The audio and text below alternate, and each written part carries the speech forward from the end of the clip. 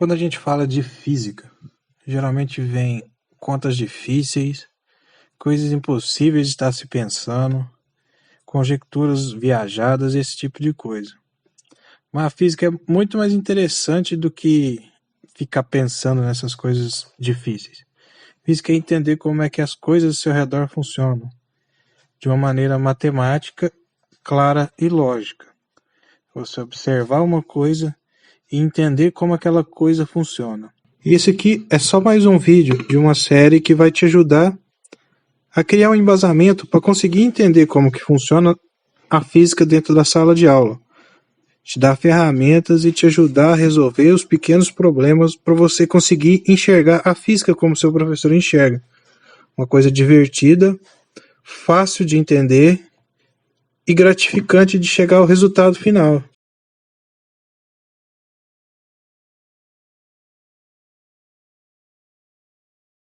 Bom, vamos lá. Em física, movimento é a variação de posição espacial de um objeto ou ponto material em relação a um referencial no decorrer do tempo. O que isso significa? Bom, isso significa que você vai sair de um ponto A a um ponto B no espaço em relação a um período de tempo. Então, quando a gente observa coisas na natureza, como a chuva caindo, pessoas andando, simples cair de uma pedra, enfim, tudo isso são coisas que a gente consegue entender como acontece por convívio. Por exemplo, atravessar uma rua. Eu sei que você pode não saber calcular como se atravessa uma rua, mas você sabe não ser morto ao atravessar uma rua, que é uma coisa muito simples. Você tem uma distância, tem um objeto que vai atravessá-lo e tem você. Você sabe o momento certo de passar, para não morrer. Mas como assim?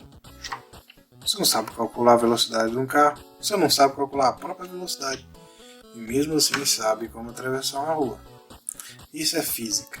Você vive a física e ainda não sabe disso. Então vamos lá. Como que movimenta-se um carro numa rua? E eu fiz uma pequena demonstração de como eu posso verificar o movimento de um veículo ou de qualquer outra coisa. Vamos falar que essa linha reta é o trajeto que o carro fez. Nesse trajeto, você pode ver aqui que ele partiu do ponto 0 km, e foi crescendo a distância. Em cada período de tempo foi medido a distância que ele estava do ponto original, que é o ponto 0. Cada período de tempo ele estava indicando uma distância diferente. A gente pode pegar esses valores e transformar numa tabela. Olha, lá no 5º minuto ele já tinha transcorrido 7 km. E ao fim de 9 minutos ele já tinha transcorrido 12 km. O interessante é que você pode fazer com essas informações. Você pode gerar um gráfico. Como assim você não sabe fazer um gráfico? Um gráfico é uma coisa muito simples de fazer, muito prática. Bom, um gráfico nada mais é do que uma outra forma de mostrar informações. Aqui, por exemplo, você tem uma linha que se refere ao tempo. Tempo. 1 hora, 2 horas, 3 horas, 4 horas. E aqui você pode ver que esse eixo se refere à distância.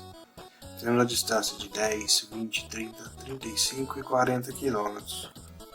E o que são esses pontinhos aqui no meio? É a relação da distância pelo tempo. O que isso quer dizer? Que nesse período aqui, o objeto se deslocou 10 km em 1 hora. Esse pontinho aqui quer dizer que o ponto se deslocou 20 km em 2 horas. A gente pode fazer o seguinte: do ponto zero, olha que interessante, quando você vê um gráfico nesse formato, quer dizer que essa reta indica que nesses períodos ele estava por essas distâncias. Mas aqui acontece um negócio engraçado. Percebeu que da hora 3 até a hora 4 o objeto se moveu 0 km. Uma informação que não tem em nenhum outro lugar. E da hora 4 até a hora 5 o objeto se moveu 5 km. O interessante é que esse gráfico ele demonstra mais coisas. A velocidade. Como assim a velocidade? Aqui está falando distância, aqui está falando tempo. Velocidade é a relação da distância pelo tempo. O que isso quer dizer? Por exemplo, uma placa de 40 km por hora. Ou melhor, o velocímetro do seu carro está indicando 40 km por hora. O que isso quer dizer? Que no período de 1 hora ele vai, naquela velocidade que o veículo se encontra, ele vai transpor 40 km. Certo? Olha aqui. Que é o valor da unidade, certo? 50 km transpostos em 1 hora. Algebricamente, como que eu posso dizer? Que a velocidade é a razão da distância pelo tempo. Você pode encontrar escrito da seguinte maneira: que a velocidade ΔS sobre ΔT. O que é o ΔS? A variação da distância. E o que é o ΔT? Variação do tempo. Legal, né? Você já descobriu o que é velocidade. Beleza, vamos voltar aqui. Geralmente na física você se depara com alguns problemas. Como que é a melhor maneira de você resolver esse problema? Você coleta as informações e pensa sobre. Que informações temos? A distância percorrida pelo carro e o tempo gasto. Com isso a gente vai descobrir a velocidade do carro. Segundo o pai dos burros, o Google, a velocidade de uma pessoa é 5 km por hora e o comprimento da rua 5 metros. E o que precisamos encontrar? A velocidade do carro e a distância segura para se atravessar uma rua. Antes disso eu tenho que ensinar uma coisa que vai te ajudar agora. Muito legal. Eu costumo chamá-la de regra do 1 para 1. A regra do 1 para 1 é a seguinte. Essa unidade desse refrigerante vale $10. $1 vale R$5. Quantos reais vale essa garrafa?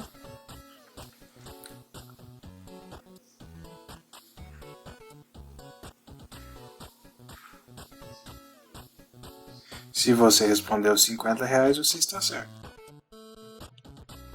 Bom, e o que aconteceu aqui? Você tem uma relação de uma unidade para outra. Você viu que uma unidade de refrigerante vale 10 unidades de dólares. Se você tiver uma unidade de refrigerante, você tem 10 unidades de dólar. São relacionados. Então, se você tiver uma unidade de dólar, você tem 5 unidades de reais. E você também pode olhar da seguinte maneira: uma unidade de refrigerante equivalem a 50 unidades de reais. Uma unidade para o referencial dela em outra unidade. Um refrigerante em reais tem o valor de 50. Mas são iguais, 1 e 50. Vamos descobrir agora a velocidade do carro. Bom, que dados que nós temos? A distância que aquele carro percorre em 9 minutos são 12 km. Então, temos que a velocidade desse carro são 12 km dividido por 9 minutos, que dá uma velocidade de 1,33 km por minuto. Sim, é meio estranho. Vamos usar a regra do 1 para 1 aqui. Como que funciona a regra do 1 para 1?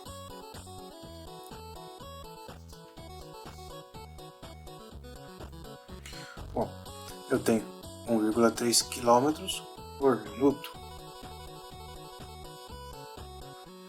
1 para 1 significa que eu vou colocar aqui unidades parecidas que vai me dar o mesmo valor de quilômetro e de minuto. Bom, 1 hora não equivale a 60 minutos. Então eu multipliquei isso por 1 e tenho o mesmo resultado, certo?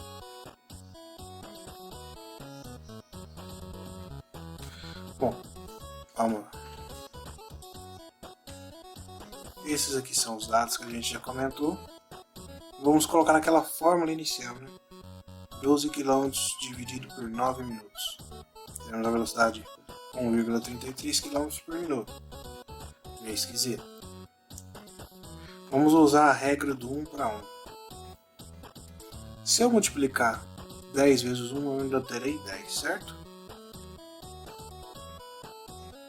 E se eu multiplicar 10 vezes 10 dividido por 10? Teremos 1 ainda. Teremos 10 ainda. Certo? Então, se eu multiplicar 1,33 km por minuto por 60 minutos dividido por 1 hora, é 1. Multipliquei isso por 1.